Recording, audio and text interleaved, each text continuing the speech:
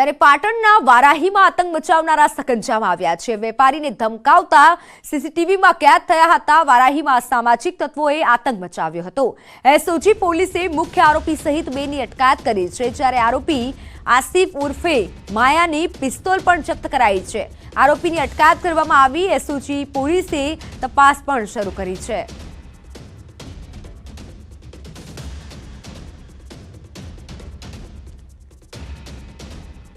પાટણના વારાહીની આ ઘટના છે કે જ્યાં અસામાજિક તત્વોએ આતંક મચાવ્યો હતો અને તે દરમિયાન જો વાત કરવામાં આવે મુખ્ય આરોપી સહિત બેની પોલીસે અટકાયત કરી છે અને તપાસ પણ હાથ ધરી છે। આરોપી આસિફની પિસ્તોલ પણ જપ્ત કરી દેવામાં આવી।